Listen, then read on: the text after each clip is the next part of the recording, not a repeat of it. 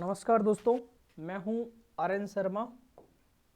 आज अपन देखेंगे सेक्शन 63।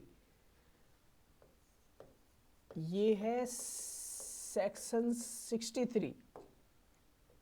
ठीक है दोस्तों, इसका नाम, इसमें क्या है कि नगर पालिका द्वारा जो समस्त खर्चे होंगे, नगर पालिका में जितने भी कार्य होते हैं नगर पालिका के विकास के लिए, सौंदर्यीकरण के लिए, रोड बनाने के लिए, पार्क बनाने के लिए जितने भी खर्चे होते हैं, पानी की व्यवस्था, नाली की व्यवस्था, इन सब के खर्चों के लिए जितने प्रकार के खर्चे होंगे उनके लिए नगर पालिका निधि दायी होगा। नगर पालिका का फंड होता है एक इन सब के लिए करने के लिए, तो वो ये सारे खर्चे किस पर लाइबल होंगे? नगर पालिका निधि पर। ठीक है, तो यहां होगा नगर पालिका द्वारा उपगत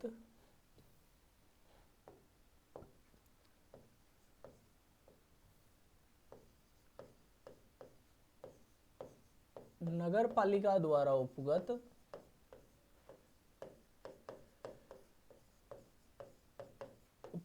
समस्त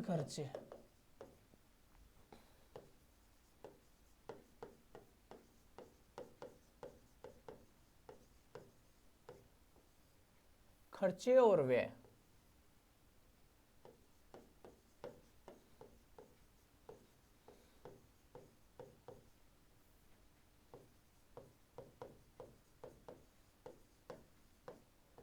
नगर पालिका निधि पर दायी होंगे।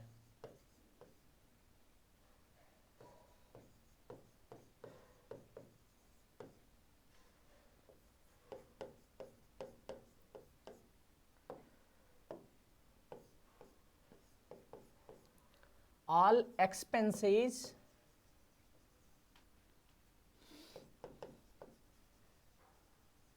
incurred by municipality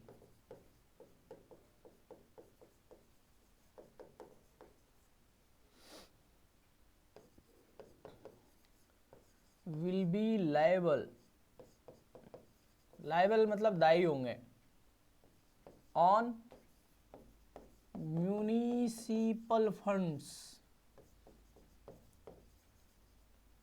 ठीक है, तो यहां पर आपका प्रश्न बन जाएगा कि नगर पालिका निधि पर दायी खर्चे होते हैं, व्यय होते हैं, ये किस पर दायी होंगे? नगर पालिका के समस्त खर्चे। ये एक प्रश्न बन सकता है। दूसरा, आपका सेक्शन से संबंधित प्रश्न पूछा जा सकता है कि सेक्शन 63 में निम्न में से कौन सा ऑप्शन आपको दिया जाए, तो आपको उसमें से छांट के और वो करना है। इसमें उपधारा 1 जो है दोस्तों, वो क्या है? उपधारा 1 में सबसे पहले है अपन देखेंगे, सबसे पहले उपधारा 1 में अपन क्या देखेंगे? जो मान लो कोई करार है, कोई संविदा है। संविदा क्या होता है? कॉन्ट्रैक्ट। कॉन्ट्रैक्ट क्या होता है? ठेके पे काम करवाते हैं ना, उसको कॉन्ट्रैक्ट कहते हैं। ठीक है, कॉन्ट्रैक्ट या करार, एग्रीमेंट से काम करवा लिया।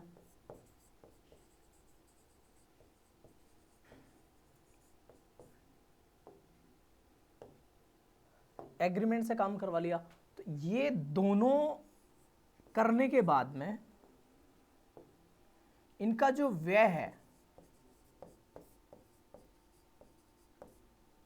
इनका जो खर्चा है, वो नगर पालिका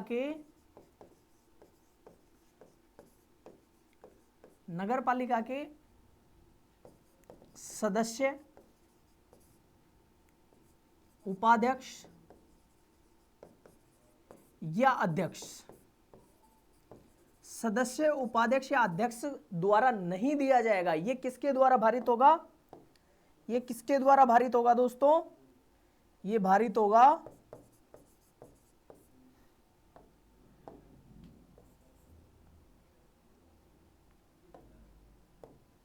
नगरपालिका निधि द्वारा। नगरपालिका निधि द्वारा भारित होगा। ठीक है। जैसे मान लो कोई कॉन्ट्रैक्ट की बात करें तो मान लो रोशनी या फिर सीसीटीवी कैमरे लगवाने के लिए कॉन्ट्रैक्ट कर लिया गया, तो कॉन्ट्रैक्ट का पैसा ना तो अध्यक्ष देगा, ना उपाध्यक्ष देगा, ना सदस्य देंगे। वो कॉन्ट्रैक्ट का पैसा कौन देगा? नगरपालिका निधि से नगरपालिका पे करेगी, पहली बात। अब करार मान लो एग्रीमेंट की बात करें तो कोई एग्रीमेंट पे मान लो पेड़ लगवाने का एग्रीमेंट कर लिया कि भाई आप 1000 पेड़ अपने गार्डन में लगा दो। अब वो एग्रीमेंट का करार, एग्रीमेंट का पेमेंट कौन करेगा? नगरपालिका निधि से किया जाएगा। हर एक नगरपालिका का एक नगरपालिका फंड होता है, ये अपन ने पहले पढ़ चुके हैं अपन ये। तो उस फंड से इसका पेमेंट होना है। इसके अलावा एक चीज और आपको याद रखनी है, एनी एक्सपेंसेस, दूसरे खर्चे। और वो एक्सपेंसेस क्या होंगे? उसका उदाहरण जैसे मान लो इनकर्ड एक्सपेंसेस है, वो एनी इनकर्ड एक्सपेंसेस।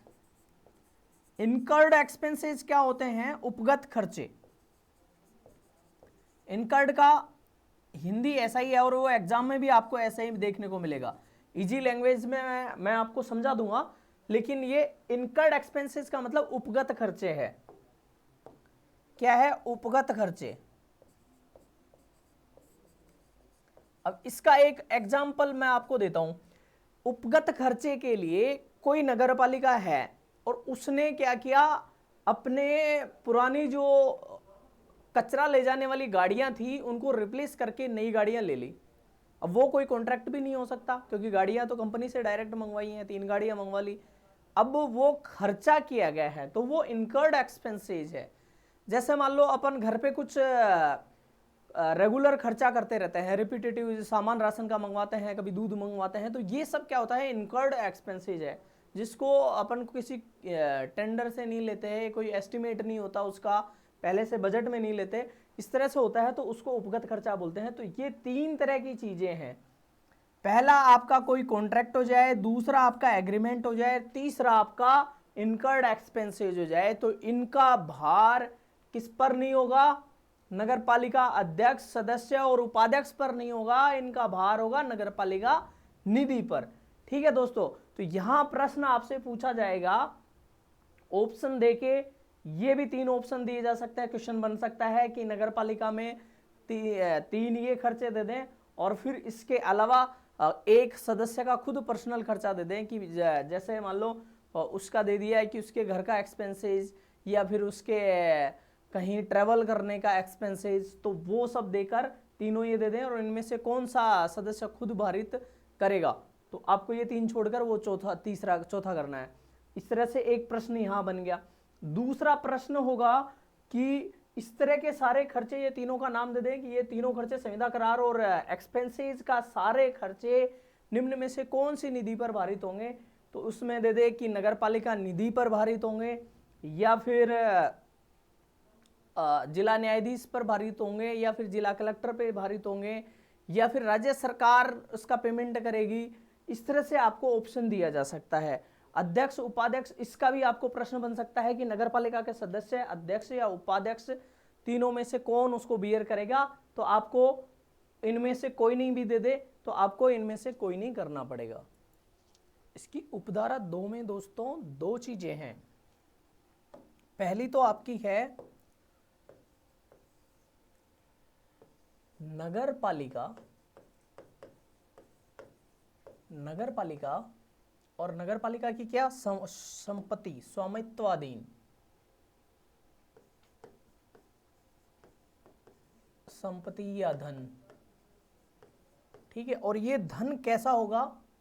स्वामित्वाधीन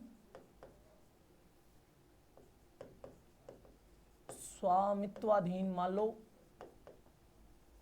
किसी बिल्डिंग में उसका ओनरशिप है, किसी फैक्ट्री में उसका ओनरशिप है, कुछ इस तरह का है, किसी ऑडिटोरियम में उसका ओनरशिप है, इस तरह का स्वामित्वाधीन। या फिर नगरपालिका में निहित कोई खान है, इस तरह से निहित किसी संपत्ति या धन का अध्यक्ष, उपाध्यक्ष व सदस्य। नगर पालिका में चुने हुए यही लोग होते हैं, ठीक है। अब इन तीनों तरह के लोग, और ये क्या हो, उसमें पक्षकार हो, उसमें क्या हो, पक्षकार, उसमें पक्षकार हो,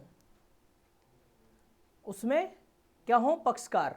ऐसी स्थिति में अध्यक्ष उपाध्यक्ष सदस्य उसमें पक्षकार हो तो क्या होगा,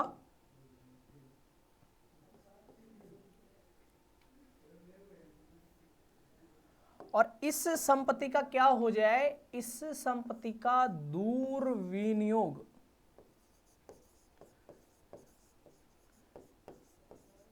आपको याद रखना है, मैं समझा दूंगा इसका मीनिंग। इसका है मिस एप्लीकेशन। दुर्विनियोग का मतलब होता है मिस एप्लीकेशन। मिस एप्लीकेशन का मतलब होता है सही जगह पैसा लगाने के बजाय गलत जगह लगा दें। किसी प्रॉपर्टी का दुर्विनियोग कर दिया, पैसा दूसरी जगह लगा दिया। दुर्विनियोग करने पर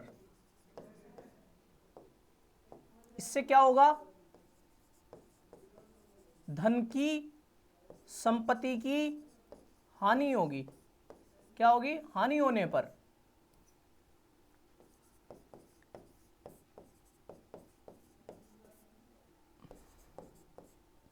हानि होने पर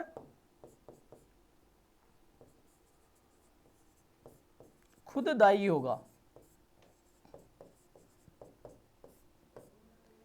मान लो नगरपालिका ने किसी तरह के भवन बनाने के, 5 भवन बनाने के, छोटे छोटे 5 भवन बनाने के लिए टेंडर दे दिया, जिसमें नगरपालिका का सदस्य, अध्यक्ष, उपाध्यक्ष में से कोई भी मान लो एक पक्षकार हो, मतलब टेंडर करने वाला उसका मिलने वाला हो, उसका आदमी हो, उसके फैमिली का कोई रिलेटिव हो, उसका कोई पार्टनर हो, तो वो होने पर वो क्या करते हैं, 10-10 लाख के टेंडर की बजाय, एक भवन का निर्माण करने के लिए 20 लाख के टेंडर के बजाय वो 40 लाख का टेंडर करवा देते हैं। तो 20 लाख क्या हो गया, धन का हानि हो गया, दुर्विनियोग हो गया, मिस एप्लीकेशन हो गया उस धन का। तो इससे क्या हो गया, धन और संपत्ति की हानि हो गई। नगरपालिका की 40 लाख रुपए वो जाएंगे, वो क्या है, नगरपालिका की संपत्ति है, नगरपालिका के स्वामित्व में है। इसी तरह की कोई संपत्ति हो, उसमें अध्यक्ष उपाध्यक्ष उस टेंडर में कोई पक्षकार हो, छुप के पक्षकार हो, उनका कोई रिश्तेदार हो, इस तरह से हो, और फिर वो टेंडर 20 लाख में मकान बनाने के बजाय 40 लाख में टेंडर दे दिया गया। तो ऐसी स्थिति में पाई जाने पर और साबित होने पर वो सदस्य, अध्यक्ष, उपाध्यक्ष खुद वो पेमेंट करेगा। इस तरह का धन का नुकसान हुआ खुद पेमेंट करेगा। दूसरी चीज इसमें एक और है, उपधारा 2 में ही, ये उपधारा 2 थी, इसमें दूसरी स्थिति और है। ये क्या है, नगरपालिका अध्यक्ष, नगरपालिका अध्यक्ष, दूसरा उपाध्यक्ष, ठीक है, नगरपालिका अध्यक्ष, उपाध्यक्ष, और तीसरा आपका हो गया सदस्य, ठीक है। इसके अलावा और भी है, यहां पर अपन बात करेंगे मुख्य कार्यकारी अधिकारी। किसकी बात करेंगे, मुख्य कार्यकारी अधिकारी, ठीक है दोस्तों। इसके अलावा कर्मचारी, नगरपालिका के कर्मचारी,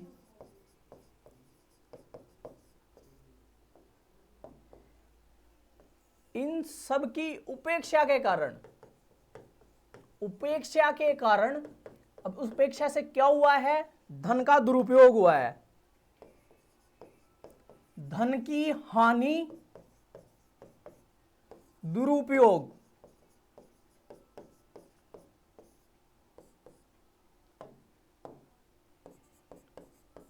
तो ये खुद दायी होंगे।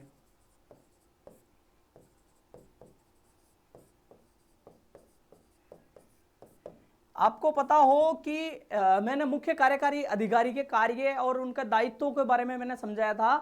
तो वहां मैंने आपको समझाया था कि भवन का निर्माण करना है और उसमें क्या करते हैं, ठेकेदार खुद अपना टेंडर बना के लाके दे देते हैं। नगरपालिका वालों के लिए रेडी टेंडर रहता है, तो उनके लिए बहुत सहूलियत रहती है और वो एक एक चीज अपने हिसाब से देखते हैं क्योंकि उनका उसमें प्रॉफिट रहता है।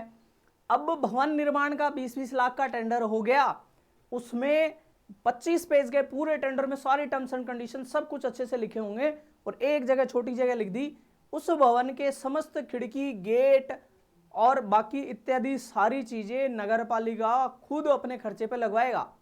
इस तरह से कुछ लिख देंगे, sell bear the expenses related to doors, windows, इस तरह से। तो अब वो भवन तो बना दिया, और जब उसका टोटल करेंगे तो वहां सीट बनी होगी, वहां पर एनी अदर एक्सपेंसेस करके, और उसमें एनी अदर एक्सपेंसेस के ब्लॉक में वो इसका सारा पैसा जोड़ के और रख देंगे। अब क्या करेगा मुख्य कार्यकारी अधिकारी, जो नगरपालिका अधिशासी अधिकारी है, वो देखेगा उसको। कैसे देखेगा? वो ये देखेगा और वो डिस्कस करेंगे, क्योंकि उसने पूरे 25 पेज पढ़े नहीं है और वो लाइन वहां लिखी हुई है। एनी अदर एक्सपेंसेस में वो पूछेंगे कि ये पैसा काहे का जोड़ रहे हो आप, तो वो बता देगा कि ये पैसे आपके खिड़की, गेट और कितने सारे खर्चे हैं, इतने सारे लगेंगे साहब, इतना ये चीज है। अब उस उपेक्षा के कारण, किसकी उपेक्षा? इन सब की उपेक्षा के कारण नगर पालिका को 10 भवन बनाने हैं, एक भवन पर 1 लाख का खर्चा नुकसान हो रहा है, या फिर 20,000 का एक बिल्डिंग पे नुकसान हो रहा है, तो वो 20,000 खुद दायी होगा। ये सब जिस इनमें से किसी की भी उपेक्षा हुई है तो सब के कारण वो खुद इसका अपनी सैलरी में से भुगतान कराएंगे। मुख्य कार्यकारी अधिकारी की उसमें मैंने आपको अच्छे से समझा भी रखा है दोस्तों, ठीक है। अब यहां प्रश्न देख लेते हैं। नगरपालिका संपत्ति या धन है, उसका जो स्वामित्व अधीन है या निहित है। इसके अलावा जिसका शेयर है नगरपालिका का, ये भी प्रश्न बन सकता है कि नगरपालिका संपत्ति निम्न में से किस तरह की है। जो नगरपालिका के स्वामित्व में है वो क्या नगरपालिका संपत्ति है? नगरपालिका में निहित है वो संपत्ति है? नगरपालिका में जिसका शेयर है वो संपत्ति है? या फिर किसी व्यक्तिगत आदमी जिसने ऐसे ही दान के लिए, सामाजिक कल्याण के लिए छोड़ दिया, वो उसकी संपत्ति है? या उपरोक्त सभी? इस तरह से प्रश्न देंगे तो आपको करना है। फिर इनमें से कौन सा पक्षकार होने पर, इनमें से कौन सा पक्षकार होने पर, इनमें से कौन सा पक्षकार होने पर, इनमें से कौन सा पक्षकार होने पर, अध्यक्ष उपाध्यक्ष सदस्य में से पक्षकार होने पर उसके धन की हानि पर खुद दायी होगा? तो अध्यक्ष, उपाध्यक्ष और इसके सदस्य, और इसके अलावा आपको करके दे दे जिसका टेंडर हुआ है, या फिर जिसको कुछ दिन के लिए कार्य सौंपा गया है, जो कार्य सौंपा गया है उसकी देखरेख का दायित्व तो सौंपा गया है, तो वो क्या दायी होगा? तो उसमें आपको ऑप्शन जो इन तीनों के अलावा जो जोड़ा जाएगा वो आपको ऑप्शन करना है, ठीक है। दुर्विनियोग की स्थिति का भी आपको प्रश्न पूछा जा सकता है कि धन की दुर्विनियोग होने पर अध्यक्ष उपाध्यक्ष में से कौन खुद दायी होगा, नगरपालिका भारित होगा, नगरपालिका निधि पर भारित होगा, या फिर राज्य सरकार पे करेगी? इस तरह से दोस्तों इसमें प्रश्न बन सकता है। फिर आपका इनमें से ये टाइटल ये दे दें, अध्यक्ष, उपाध्यक्ष, सदस्य, मुख्य कार्यकारी अधिकारी, कर्मचारी। उपरोक्त में से किन किन की उपेक्षा के कारण धन की हानि या दुरुपयोग होने पर वो खुद दायी होंगे? ऑप्शन ए आपको दे दे कि अध्यक्ष, उपाध्यक्ष, सदस्य, मुख्य कार्यकारी अधिकारी। फिर ऑप्शन बी दे दे, ऐसा कूट बनाकर आपको दे दे, तो उसमें आपको ये कूट छांटना पड़ेगा। सेक्शन 64 जो है आपका, वो दोस्तों किससे संबंधित है? सेक्शन 64 धारा 64, इसमें लिखना है नगर पालिका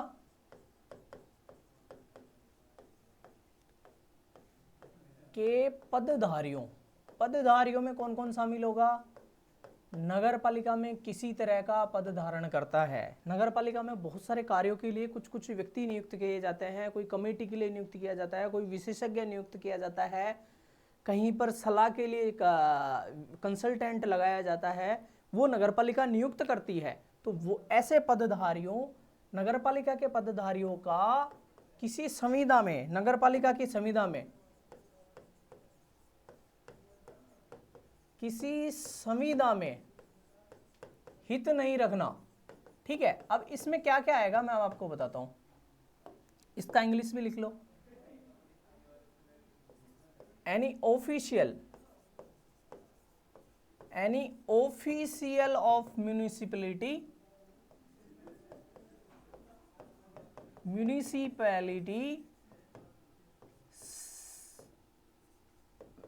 will not be interested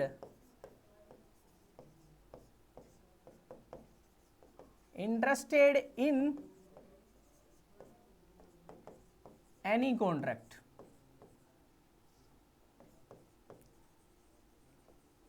ठीक है, इसका मतलब यह है कि नगरपालिका का कोई भी किसी तरह का कॉन्ट्रैक्ट हो और नगरपालिका का कोई पदाधिकारी हो, पदधारी हो, वो या उसका कोई पक्षकार उस कॉन्ट्रैक्ट में अपना हित प्रत्यक्ष या अप्रत्यक्ष रूप से किसी तरह से नहीं रख सकता।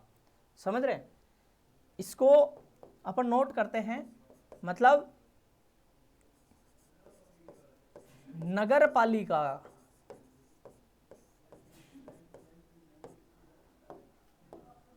पदधारी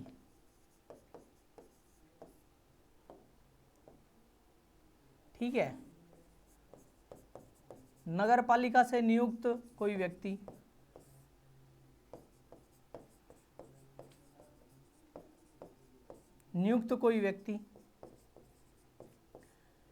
ठीक है,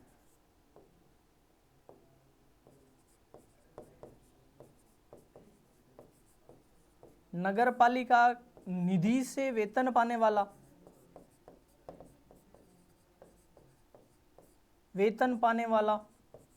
इस तरह का कोई व्यक्ति हो और ये व्यक्ति नगरपालिका के कोई कॉन्ट्रैक्ट, नगरपालिका के किसी संविदा में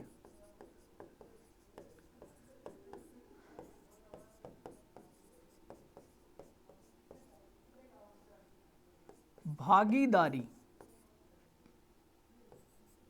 नहीं रख सकता।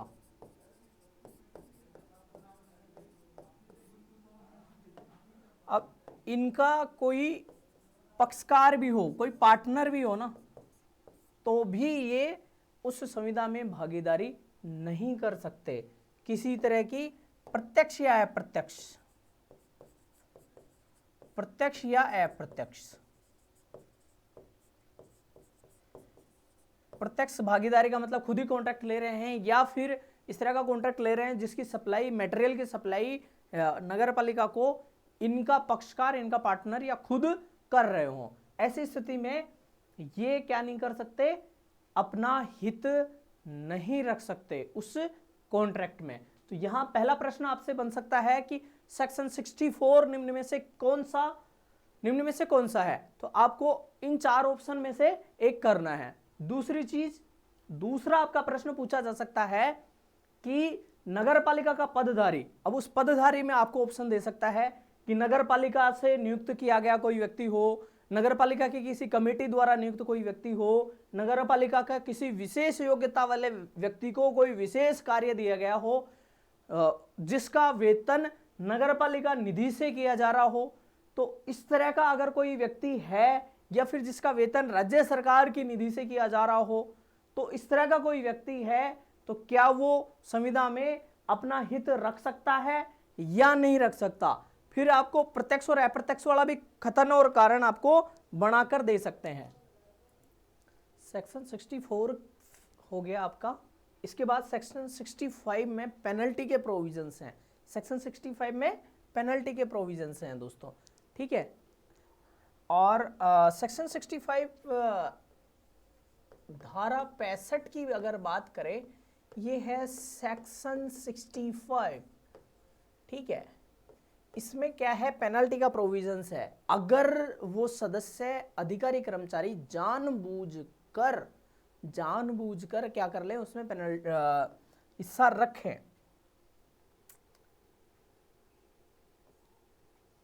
अगर संविदा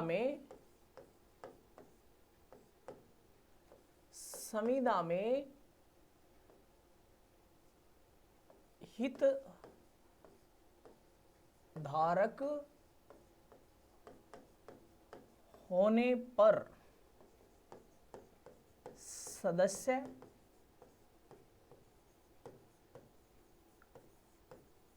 अधिकारी व कर्मचारी के खिलाफ शास्ति।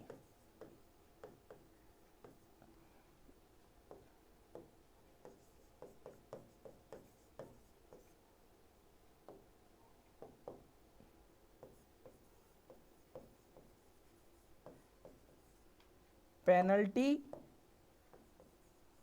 फॉर मेंबर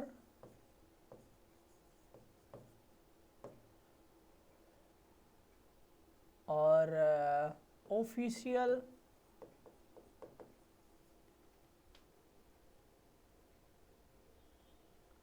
फॉर हैविंग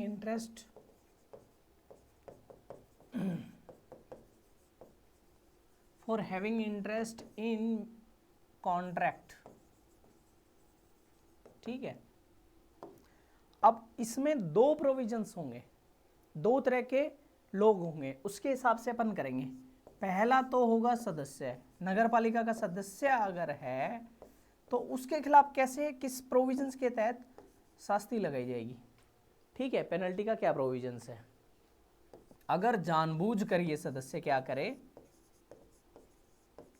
हित रखे, और ये हित प्रत्यक्ष हो चाहे परोक्ष हो, प्रत्यक्ष हित रखता हो या फिर परोक्ष रखता हो, दोनों तरह के हित रखने पर इसको क्या कर दिया जाएगा, पेनल्टी लगाई जाएगी।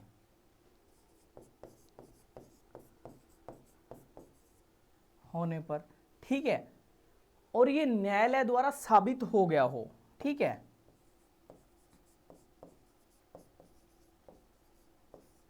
न्यायालय द्वारा साबित हो,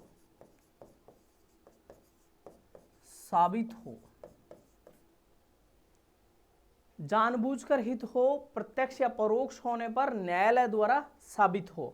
ठीक है, तो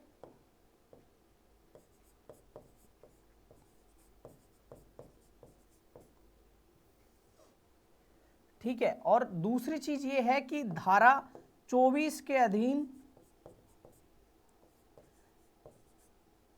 धारा 24 और धारा 14 आपको याद रखने के लिए मैंने बताया था। धारा 14 में तो है, 14 में तो क्या है, सदस्यों का निर्वाचक नामावली में रजिस्ट्रीकरण के लिए अयोग्यता, और धारा 24 में है सदस्यों के लिए। वहां तो नगर पालिका का कोई भी व्यक्ति है वो वोट निर्वाचक नामावली में मतदाता बनने के लिए अयोग्यता थी, और 24 में है सदस्य बनने के लिए अयोग्यता। ठीक है, तो अयोग्यता या निरर्हता, एग्जाम में निरर्हता ही आएगा आपको, निरर्हता, धारा 24 निरर्हता,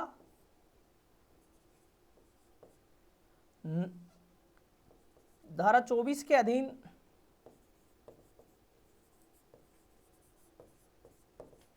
निरर्हता नहीं होने पर,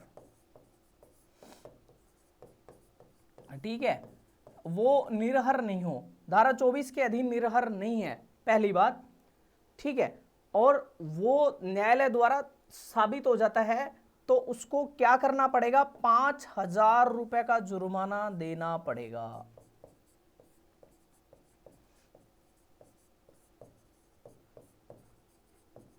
अगर वो ज्यादा भ्रष्ट आचरण करेगा तो क्या होगा, उसको अयोग्य घोषित कर दिया जाएगा चुनाव लड़ने के लिए, जिसमें 6 साल का प्रोविजन है, आपको वो देखना चाहिए। 5,000 रुपए का जुर्माना लगाया जाएगा। ठीक है, क्योंकि ज्यादा होगा तो उसको और दूसरे दंड दिए जाएंगे। पहला सदस्य के लिए हो गया, और दूसरा किसके लिए होगा, इसी में अपन इसको पहला दूसरा ना लिखकर अपन, हाँ ठीक है, उपधारा 1 और 2 ही है। उपधारा 2 है ना, इसमें कर्मचारी व अधिकारी, अधिकारी व कर्मचारी दोनों की बात है। अधिकारी व कर्मचारी,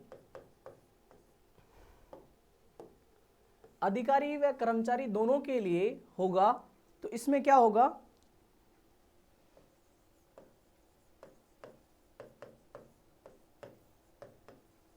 अधिकारी व कर्मचारी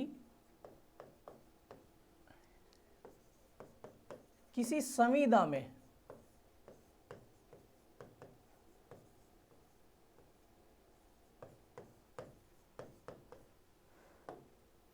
जानबूझकर, ठीक है, हिस्सा हो,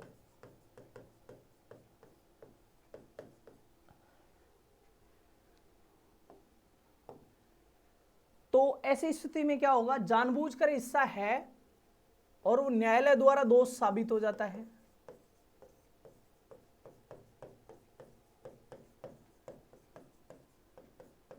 साबित हो जाता है।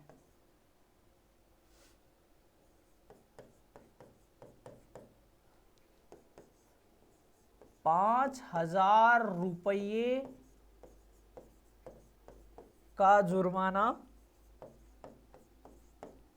वह, अब अधिकारी है तो राज्य सरकार का कर्मचारी होगा, तो वो कर्मचारी के खिलाफ जितने भी कानून लगने वाले हैं तो वो सारे नियम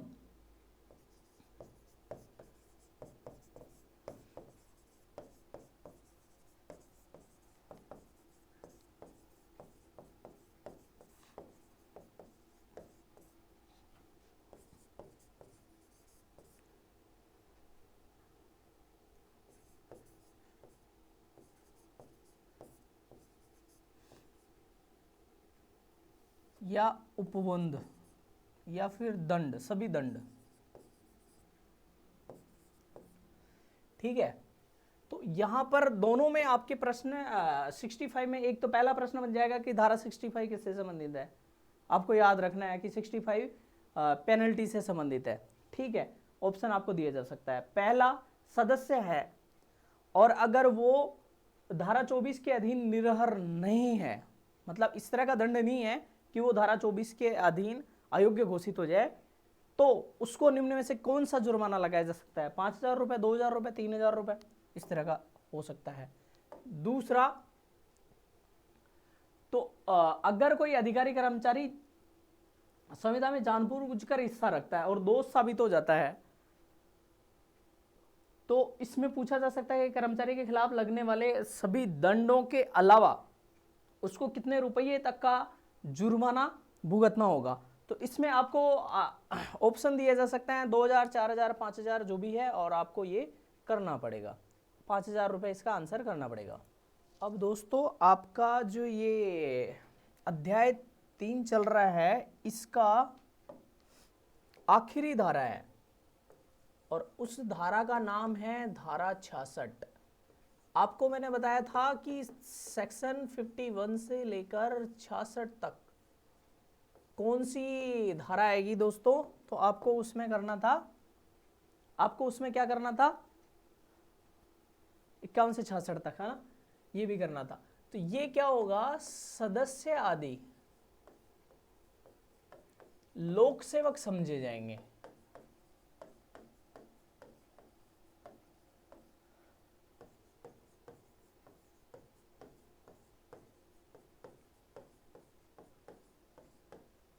ठीक है। सबसे पहले जब अंग्रेज थे तो 1860 की बात है। ये कब की बात है, 1860 की बात है। इसमें बनी थी भारतीय दंड संहिता, अंग्रेजों ने बनाई थी, ठीक है, भारतीय दंड संहिता। और ये कब बनी थी, 1860 में। इसको बोलते हैं इंडियन पिनल कोड, और आज भी अपने पास ये चलती है। और ये कब बनी थी, 1860 में। इसकी धारा थी, उस धारा का नाम है 21। इस धारा 21 में लोक सेवक की परिभाषा दी गई है।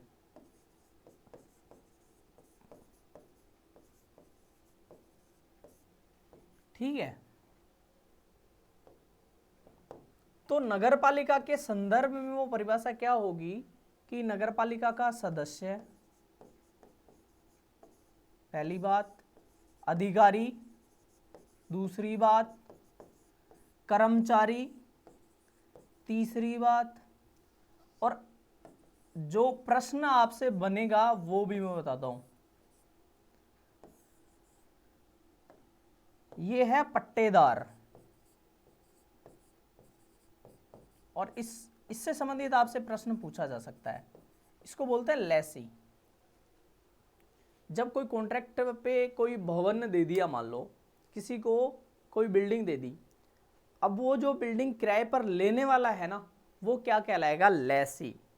और जो देता है वो लेसर कहलाता है।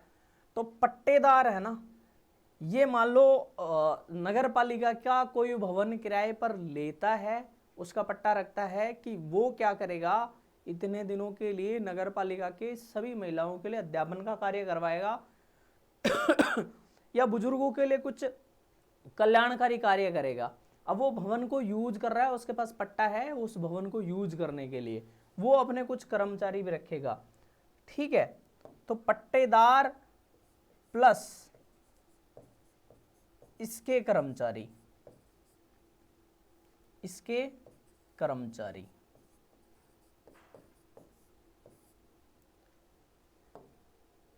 ये सब क्या समझे जाएंगे? लोक सेवक समझे जाएंगे। ठीक है, लोक सेवक समझे जाएंगे। मतलब जो भी लोक सेवक का या पब्लिक सर्वेंट, सीधी सी बात है, गवर्नमेंट एम्प्लॉय होता है, एक पब्लिक सर्वेंट होता है, सदस्य है, वो क्या किसके लिए बनाया है? सदस्य पब्लिक सेवा के लिए बनाया है। पट्टेदार और लेसी और ये इसके कर्मचारी है ना, ये आपके लिए प्रश्न पूछा जा सकता है। क्या प्रश्न पूछा जा सकता है कि आपको 3 ऑप्शन दे दे। सपोज करो आपको ऑप्शन दे दे कि निम्न में से कौन सा लोक सेवक नहीं समझा जाएगा। अब दे ऑप्शन ए अधिकारी नगरपालिका का, दूसरा ऑप्शन दे कर्मचारी नगरपालिका का, तीसरा ऑप्शन दे पट्टेदार उसका कर्मचारी, चौथा ऑप्शन दे आपको संविदा का कर्मचारी। इनमें से कौन सा लोक सेवक नहीं है? तो ये तीनों तो होंगे। संविदा मतलब कॉन्ट्रैक्टर का कर्मचारी है ना, वो लोक सेवक नहीं होगा, वो लोक सेवक नहीं होगा। तो आपको ये रहेगा। तो यहां पर सेक्शन 66 खत्म होता है और आपका ये अध्याय 3 भी खत्म होता है। अध्याय 4 अभी शुरू करेंगे। आज आपको 2 वीडियो और मिल जाएंगे अध्याय 4 के। बहुत बहुत धन्यवाद दोस्तों। इसको बार बार रिपीटिव देखो और ये करने के बाद इसका टू द पॉइंट है ना, वो सभी लोग देखो। और टेस्ट सीरीज भी ये हमारी रेडी हो रही है, तो आप वो भी कर सकते हैं। ठीक है दोस्तों, मिलते हैं फिर नेक्स्ट वीडियो में। धन्यवाद।